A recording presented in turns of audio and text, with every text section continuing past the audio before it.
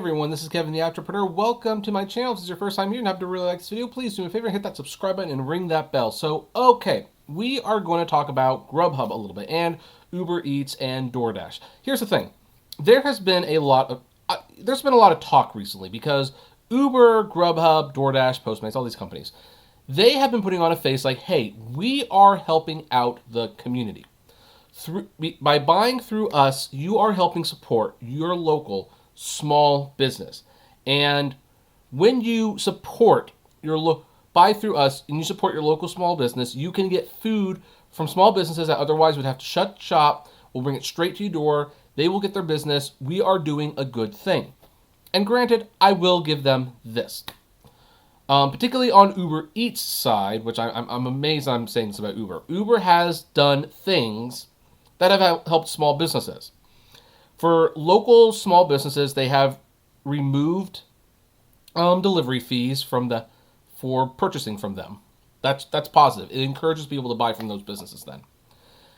And they even have a tip option where if you want to give the restaurant like a little tip, a little extra or something on top, just help them out, that goes 100% to the small businesses. That is really cool in my opinion. Unfortunately, they have also been taking advantage of the situation with exorbitant processing fees on the restaurant side. And the thing is, we've never really known how much they're charging. Now, granted, we now have to pivot to GrubHub because there is a Twitter post that went viral, or maybe it was Instagram, I forget which one it was, where a restaurant owner decided to kind of pull back the curtain on what restaurants actually pay GrubHub to use their service. And it shocked a lot of people. It actually shocked me. I knew the fees were bad, but I didn't know it was this bad. So let's look at this. This viral post showing GrubHub restaurant fees sparks concerns over third-party food delivery culture. Now, we don't even have to read this article. We just have to go straight to the post itself. And apparently this was a Facebook post. It went up 2 weeks ago. And the writer here writes, "Stop believing you are supporting your community by ordering from a third-party delivery company. Out of almost $1,100 of orders, your restaurant you are trying to support receives not even $400.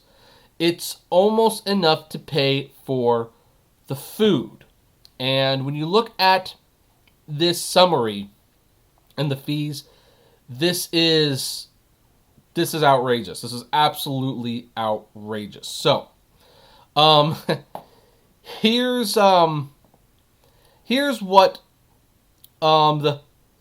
here's what they were supposed to make. They were supposed to make $1,042.63. But then, as you see, they start deducting things, a lot of things. So the first thing they do is they take away $206.51 for the commission. Then they take away $94.99 for a delivery commission. Then $38.52, that's a processing fee. They take that away.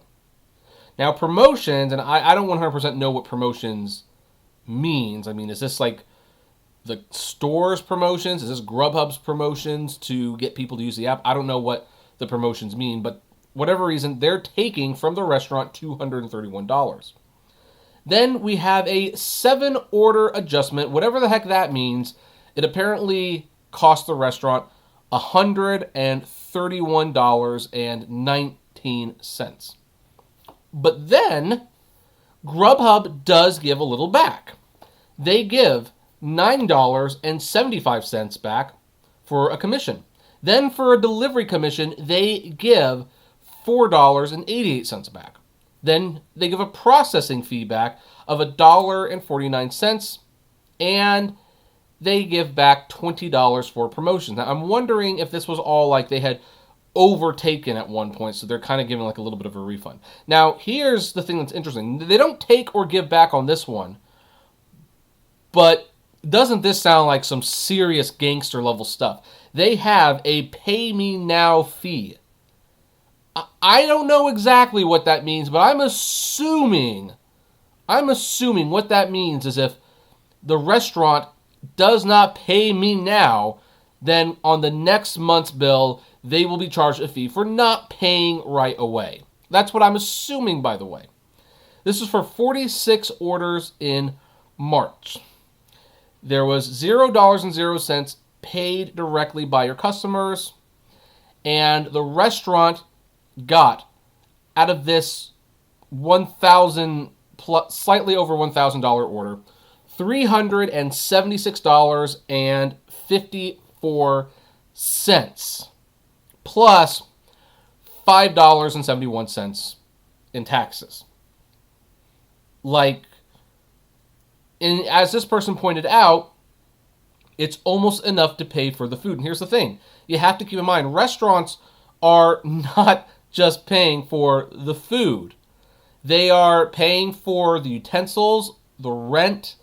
In fact, when they deliver, they have to now use stuff that they're going to throw away. Because here's one of the reasons why a lot of restaurants, by the way. I found this out recently from someone who I know who has a small business, a restaurant, and I've been buying from him.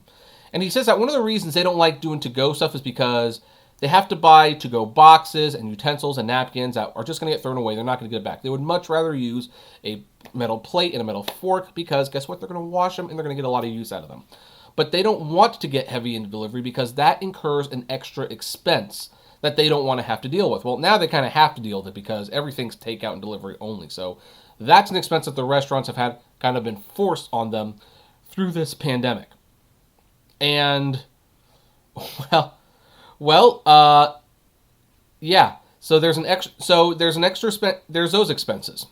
There's all these expenses. And when this post says it's almost enough to pay for the food, that strongly suggests that what they got for these orders wasn't even enough to pay for the food. So it wasn't enough to pay for the food, wasn't paying for those utensils and disposable takeout boxes and everything. It wasn't enough to pay the employees. It wasn't enough to pay the utilities. It wasn't enough to pay for the rent. It wasn't enough for the manager to take home a profit. They're taxed on all of it, by the way.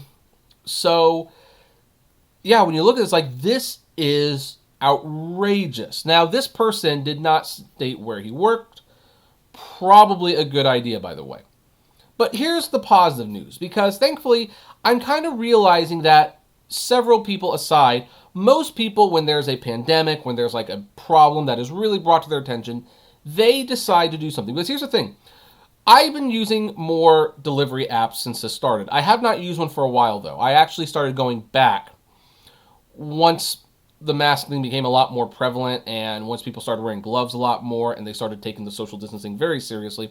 I started going back to pick out the food, partially to save money. I mean, I would rather put $2 in the restaurant's tip jar than to do it on the app and pay these extra fees and stuff. But, I started going back, so I haven't used it for a while. But I was using this for a while because, hey, you kind of had to. And I thought I was doing, the local restaurants a favor, with the exception of one time I bought Papa John's. All the restaurants we bought from, which wasn't many to be honest, was for a small business. Had I known this was what was going on, I would have bought from the companies directly and dealt with their own personal delivery service where they're not paying this enormous fee. But hey, a lot of people are saying that's ridiculous, and so they have decided that to save their local small business, they will cut out delivery apps, just Uber, GrubHub, DoorDash, and Lyft. Although I think it's interesting that they mentioned Lyft because Lyft doesn't really have a food delivery option. They do have something going on right now for essential workers, which I'm sure they will use to build upon a bigger service, which they will launch at some point. But they don't have a service. So anyway, here's what the article says. Every morning, Turtle Brennan, a research engineer who lives here in the Mission District, buys a coffee from Ritual Roasters, a locally based coffee chain. Since the stay-home order, he's also been getting a pastry so he can support the bakeries it works with. He calls restaurants and picks up his food directly, and he still buys books from Borderlands, the same local bookstore he's been visiting regularly for more than 20 years. Quote, it's incredibly difficult not to go to Amazon when you need to buy something kind of esoteric. I've been making a conscious effort to search out alternatives. Brennan's efforts are being reflected across the Bay Area as consumers here grapple with a pandemic that is heightening an already complicated relationship with the technology industry. To help local businesses, many of which are on the edge of going under, some people here are going out of their way to call restaurants instead of using fee-charge delivery apps. They're hiring gig workers directly, finding local businesses selling things that they usually get on Amazon, and cutting out the tech middleman whenever possible.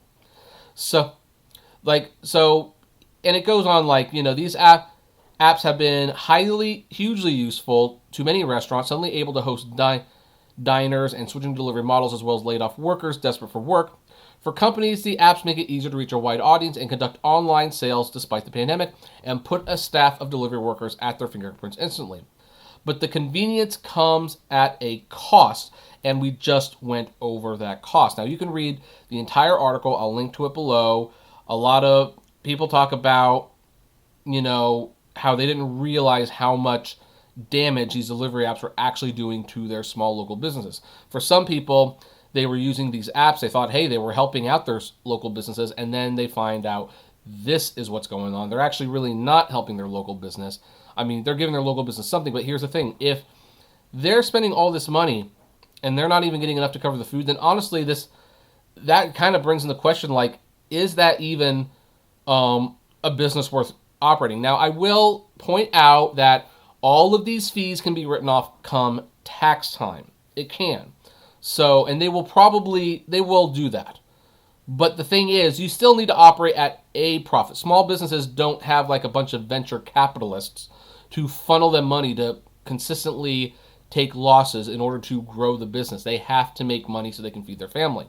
And so a relationship with a company like GrubHub is bad for them. And this is just GrubHub. We don't know what Uber actually charges a restaurant or Postmates, but we have talked before how states are actually writing legislation to cap how much these restaurants can take from the restaurants, which, by the way, I wish they would do that for drivers on ride sharing, but whatever. So this was interesting. It's interesting to see that, to really get a strong peek at what this company actually charges. I suspect Uber and Postmates are very similar to what they charge. And when you see this, you can actually kind of understand why restaurants are hesitant to get into bed with these companies. And then they usually eventually do, because they see people are using them more and more, and they want to get something rather than nothing. But then they get into the system, and then they find out that it's much worse than they had anticipated. So this is kind of, I guess, my challenge, especially since I have a lot of viewers who apparently don't believe the mask thing and do want to go out.